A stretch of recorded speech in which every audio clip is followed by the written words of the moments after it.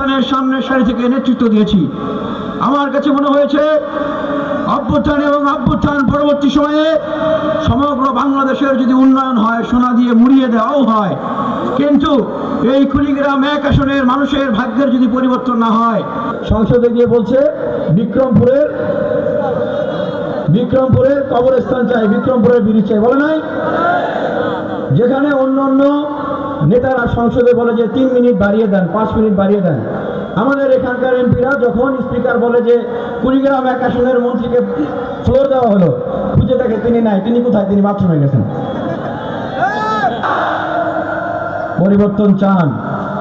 বিগত সময়ে যেই প্রতিশ্রুতিগুলো দিয়েছি যে আগামী 12 তারিখের পরে এই এলাকায় এমন ইউনিয়ন আছে যেখানে কোনো রাস্তাঘাট নাই, এমন ইউনিয়ন আছে যেখানে শিক্ষা স্বাস্থ্যের কোনো উন্নত ব্যবস্থা নাই, সেই জায়গাগুলোতে তাহলে চলেন দলনেতা এবং সিনিয়র নেতারা উন্নয়নের কথা বলবেন, আমাদের কি হবে কি করতে হবে সব বলবেন। অন্য ব্যস্ততা আছে।